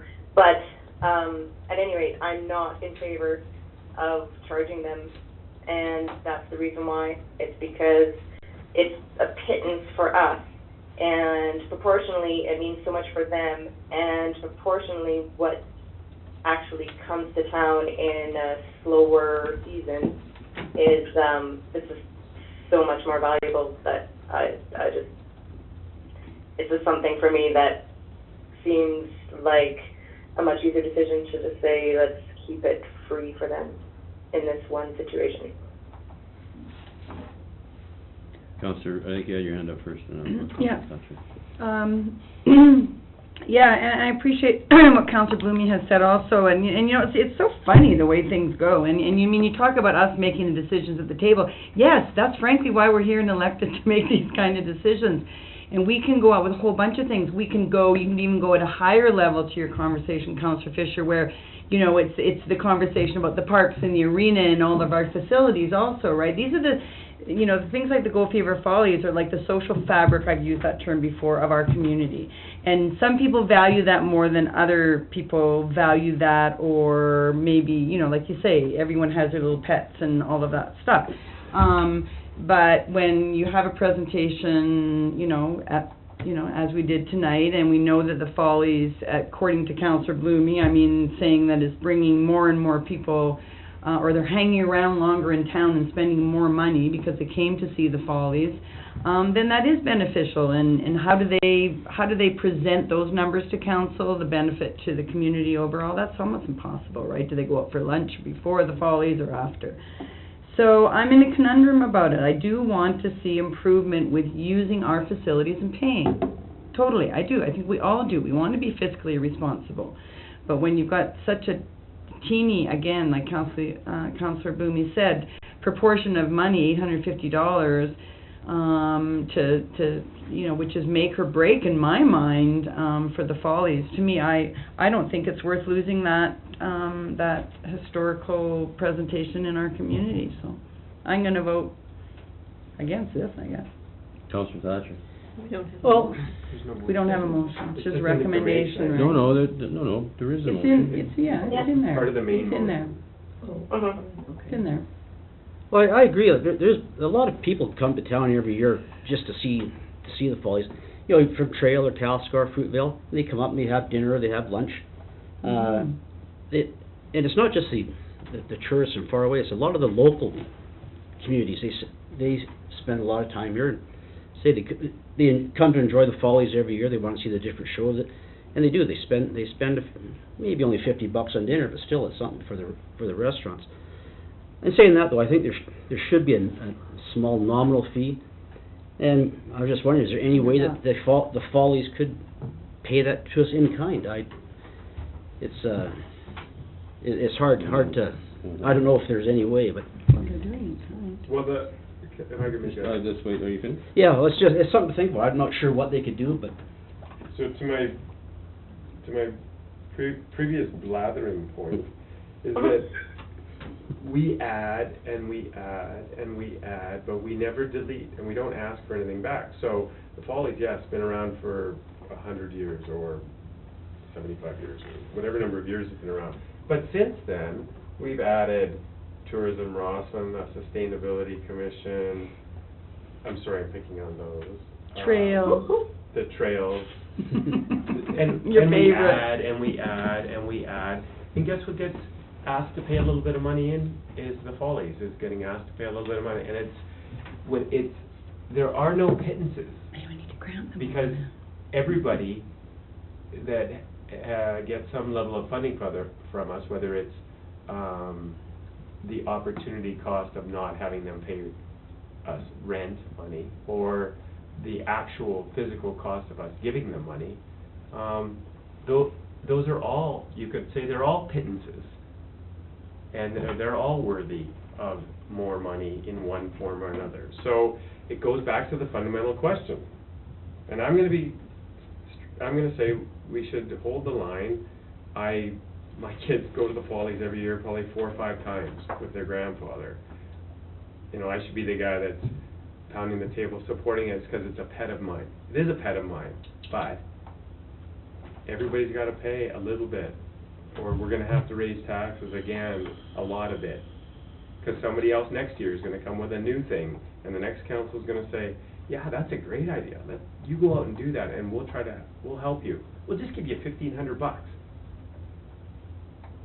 And then the next one, and then the next one, and then the next one. So be careful how you vote on these things. Yeah, I'd just like to say, we just sat through a discussion regarding RMI funding. And we recognize that there was a benefit in having a shuttle, but we don't seem to recognize that the users of that should pay. And here we sit with $850 over the term of this agreement, that we hear is a bit onerous on a group that provides a tourism facility for the city of Rossland for a number of years. So, to me, there's no consistency here. If we want users to pay for the Miners Hall to put on this tours event, I don't see why we don't ask users to pay for a shuttle. I don't get it. But we're not talking about the shuttle. How's that? Yes? Okay, in past years, we've put in for the Follies that the in-kind value of the Miners Hall that they get from the city is $11,000. So we are asking for something that we value at $11,000, we're asking them to pay next year, not this year, $350. So I think we are giving them a great benefit, and we do support them. And they are a pet of mine. I take 2 cast members in every year and donate a whack of money to them myself. So it's not that I'm against the Follies. I strongly support the Follies. But I agree with Councillor Fisher, is that we should try where we can to recoup some of the cost that that we outlay for some of these groups, and that's all. I don't think the $350 will break them. I think they'll be able to rise to the challenge. I mean, Ms. Henderson even, indicated that, they're going to do their best to do exactly that. So I don't think it's too much, and I think it's a good precedent. You're gonna go to Councillor Blooming because she hasn't had a second kick yet, or a third kick, I guess. Councillor Blooming, got anything to add? No, and then I agree it's a one-off, but for me it's a strong one. Okay. Last kick. Just a question, where did the numbers, the payments of $350 and $500 come from? Were they just arbitrary, or were they calculated from somewhere? Or? Ms. Butler. Your Worship, a long conversation with members of Follies. Oh, a long conversation with the members of Follies. I'm glad I asked. The original in the 2008 Miners Hall Task Force was $500 a month, I think, going up each subsequent year from 2008 currently up to, a more robust figure. So that's down from what was recommended for 2008. Yeah. Okay. Just that. I think we all got it pretty clear here, I hope. So, on the motion, and part of the motion is the $350 and the $500 and the contract with the Follies. Everybody aware of that? So on that, all in favor? Four in favor, Councillor Blooming. I'm opposed, if I understood correctly, right? This is, we're going with the original staff recommendation motion? That's correct. To accept everything as received, receive everything as, okay, then I say I'm opposed. Councillor, did you oppose? Thank you. Motion's carried. Bylaws. Resolved that bylaw 2566 OCP bylaw be read for a second time and include staff recommendations, amendment, and set a public hearing date of June 9, 2014. Is there a mover to that? Moved by Moore, seconded by Thatcher. I think they did a great job with that. Councillor Thatcher. Anything further? Councillor Blooming? Yeah. So there's, well, I guess we're just voting to go to public, right? So if I Yeah. actually have something that I would want to see different, is now the time to say so, or should I wait till the input is received? I think you can wait for the input. Okay. Okay, anything further? On the motion, all in favor?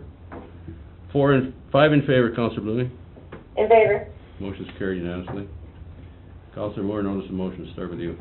Okay, Let's get a seconder for the first motion. Oh, well, no, hold on. I'm gonna withdraw the motions because of, for now, because of at the last meeting, Councillor Fisher's motion to, form the committee. And I just wanna give you an update on the committee, because I just got back on Saturday, so I haven't actually physically done anything, but. First of all, Yes. I don't mind an update on the committee, but first of all, if we're taking these motions off the table, let's do that first. Okay. And then in your members' report, Okay. you can give us an update on Oh, whatever you want. okay, I thought we were going into members' reports. We are in Yeah, members' okay. reports, but we have two on the Okay. agenda that we want read Okay, out first of so all. I would like to withdraw both of those at this time. Okay. Got that? Now, members' reports. Okay, now, members' reports. As I just said, because we have the committee struck, what I was planning to do with that was to look over the Auditor General's, the report, their learnings thing where they had the Exhibit 7, which I thought offered some good advice to things that we could do internally in the city. Put those all together and hopefully review with Councillor Fisher and anyone else who wants to join us. And then have a talk with staff to see where they are with the things that they have already started on our action plan, for instance, and anything else, any other advancements they've made along this line, and then come back to council and present what we think would be a workable plan for council. And I would hope to do that sometime after Ms. Hunter returns from her holiday. So, that's that. That's that part, okay. Now I have a couple other things in, there was a letter of support I emailed around, and our deputy CAO made a very nice, letter, and I'm hoping we get support of that. Do we have the letter to? Blackjack? Yeah, for Blackjack. We can just move a letter of support. I'm Okay, sure move a the letter will of be support, very nice. and what was drafted by the deputy CEO was great. you So moving I'd that? like to move that, Yeah, that we seconded send by- that. Seconded by Okay, Spear. On that, all in favor? Okay, good. That's 6 in favor, Councillor Blooming. In favor. Thank you, Okay. unanimous. Carry on. Then, there were two citizens that brought up excellent points at the last meeting, and I'm wondering if we're gonna get those, discussions on green waste area ID and requesting an audit of the RDKB expenditures would be coming to an agenda to us sometime soon. Your worship, those were made in public input, not a Mhm. delegation. Mhm. We don't normally come back unless we've had council direction to do that on a public input. Okay, well, that's what I was asked, that's basically why I'm bringing it up, because I thought they were good ideas, and so I was wondering if we could get them on. Do we need to make a motion to do that, or would we just? You better make a motion, because that, you're taking up. Because it's staff time. Yep. Okay, so I'll make a motion that those 2 points, one about a green waste area and one about requesting a audit of the RDKB expenditures, be brought to council for Do discussion. you want to include those both in one motion? No, I'd separate them all. Yeah. Well, separate them, Okay, on the first one is Okay, green green waste. waste. Okay, No. second, Okay, oh, yeah, great. Okay. Thatcher. I don't really have anything to discuss on it, I would just like to hear what staff's ideas are about that, you know, because we've gone over this a little bit Yeah. before, but I think it's important to, you know, I can think tell about you new ideas. Exactly what happens, but. I know, we get refrigerators, right? Exactly. But, We yeah. have a motion, so we'll. Yeah. Okay, on that motion, all in favor? Cole, did you want to speak? I was gonna say, yeah, I'm not in favor of it. You know, the people that are dumping green waste down the golf course are, keep doing it down there anyway, or out on Cascade Highway. I think an education program around what they're doing at the centralized landfill is probably better. I think more support from the RDKB on educating the people that are doing those silly things. And then if somebody gets caught doing it, you know, a severe nasty fine should be imposed. And whether somebody can catch somebody with pictures or something. You know, we put up with a lot of it down at Redstone, and I know that the Cascade Highway is quite a bad spot, and the people seem to think that it's green, so it's okay to just throw their crap out the back of their trucks, and I just think that the RDKB I'd much rather support a motion saying that there needs to be more education around rural waste, through the RDKB. I mean, we send a lot of tax money down there. Maybe they could do a little education for us instead of us looking at possible solutions for the green waste. So I'm voting against it for those reasons. Yeah, I mean, you know, Councillor Wallace used to, you know, bring the conversation about the Grand Forks, you know, organic waste pilot project, and that it's going well and successful, and I would expect that if the regional district, you know, is looking to expand that, I mean, we've heard it before, we haven't seen any evidence of it here, so I agree, I think it needs to be a regional district initiative, and it needs to be really ramped up, the education, and they need to be the instigators of a project like that in Rossland if it's gonna happen. So let's leave it to them. Well, there are municipalities that have a green waste collection, Yes? and I think it's a great idea, but everybody better be aware that you're paying Pay for for it. And it ain't cheap. Anyway, we will go to the motion is to have staff provide us with some recommendations on green waste collection. Anything further? Can I? Yes, please. Area. Area. Me? Yeah, Councilor Blooming. Okay, so I'm gonna vote against it, but my biggest concern, the biggest reason is because, you know, it takes up staff's time, and I just feel like we don't have a lot of time left, and we should let staff work on our priorities, and, you know, instead of just bringing up smaller new things. You know, and as Councillor Fisher said, and, well, I don't know, somebody out there said anyway, that to a certain degree they're being dealt with or could be dealt with other people, by other people anyway. So, no, it's not a priority for me, so it's more a staff time issue, but I'll vote against. Okay, anything further on that motion? Call the question, all in favor? 2, Councilor Blooming. Opposed? Opposed? Motion's defeated. Okay, my other motion would be... Wait, oh, do we want another motion on that, though, with direction to the regional district? I think, or- I think we Wanna can wait leave on that that? for now, because Okay. I'm gonna talk Yeah. about regional district Okay. if I ever get to there. Okay, just to make a motion that, explore the idea of requesting an audit of the RDKB expenditures. This was brought up by, who brought that up in the... Bill I Profili think, and Councillor. well, I mean, you called for a motion, so I'll get to see if there's a seconder to that, and then we'll discuss it. I think it's a little bit of a, Pandora's box. well, I mean, is it all right, is it, Well, I'll second it to have conversation. okay, well, let's have a conversation then. Oh, the person that brought that up at the last meeting, I thought made a good point, oh, it was Bill Profili. Yeah, it was Bill. Made a good point that there's sort of, I mean, we were audited here and found there were plenty of improvements to be made. And I'm sure if there were a way to get an audit going of the regional district, there'd probably be plenty of improvements to be made there too. And a number of them might have to do with cost efficiency. So that's the thinking behind it. I Yeah. think, I, you know, it's not that, the principle or the idea, I'm not opposed to, because I'm always looking at those numbers, the regional district, and as we all are, and just the cost of government in general, and then the regional district costs on top of it, it's a little bit extraordinary, so, but I'm sure that there's maybe a better way to come at that, or, I'm not sure what else we can do to get those kind of, yeah. that kind of information, Yeah. so that's all I'll say. I wonder how successful it would be, I'm speaking, I guess, against the motion, I wonder how successful it would be to try to get that from within, because now there are quite a few new people sitting at the board that weren't there a year ago. And conversations I've had are with people regarding the effectiveness of the regional government, call a lot of things into question. So I would think that the I guess if the right word is proper way to do that would be to ask for that kind of a thing from within, rather than it look like us. You know what I mean? Agreed.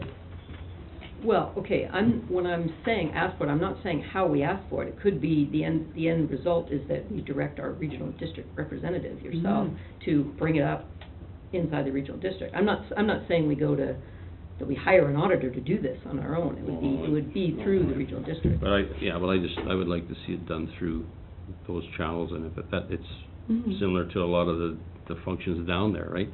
You have to work to try and change from within, because if you don't work that way first, then you're not, So what would the I don't think you're very mechanism be effective. for that? If council doesn't direct you as our representative to pursue that, you see well, what I'm saying? I. Okay, we can direct him. Yes, you Yes, can you direct can me, direct I him. don't mind Yeah. directing me at Yeah. all, Yeah, Direct okay. him. Yeah. but it's just how you say it. Okay. Yes. Yeah, right? It's how the Yeah. motion is Yeah. crafted, that So what does the motion say at this point? we direct the region, well, what the motion says is that. Change it. Yeah, we could change it to make it, Well, let's change it, and Friendly. because we've been on here for a while. yeah, change it to say that we're directing our regional representative to investigate an audit within the regional district. I don't know how you wanna say it, but whatever makes you comfortable, to give you the direction. Investigate. Begin the conversation, begin the conversation. Investigate efficiencies within the regional district. I think Perfect. that's a That motion sounds that great. I can I like that. go there. That sounds great. I like that. Okay, you second that still? Mhm. And Cynthia's got that? Any further discussion on that? On that motion, all in favor? 5 in favor, Councillor Blooming. In favor? Thank you. It's unanimous.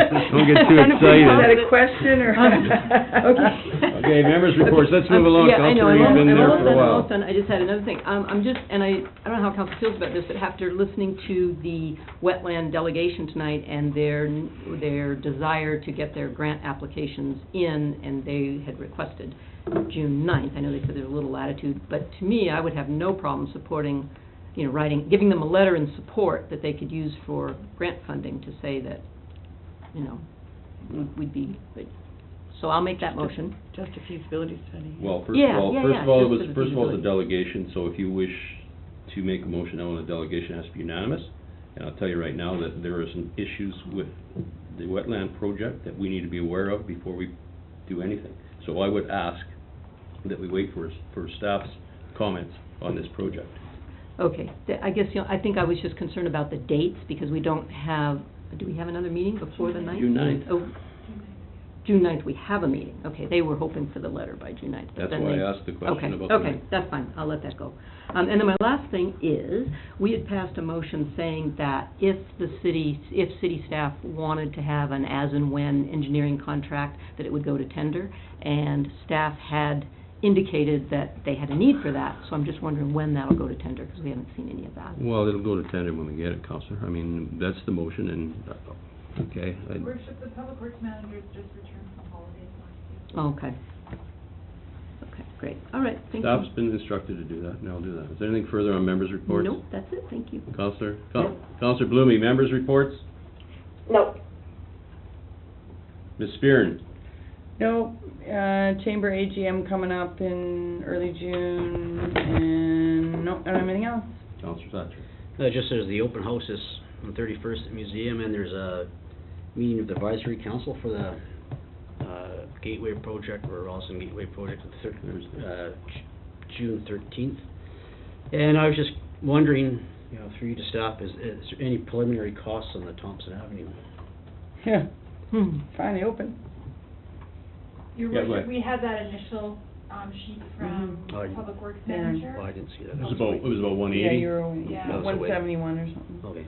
Is it coming in on budget, or is? Well, we didn't I'm really have a sorry, budget, because it was an, Oh, yeah. it was an An emergency. estimate. Okay, I was just curious if there's any. But it, Double but it. it was about 171, and part of that, of course, is it's unplanned, right? Yeah.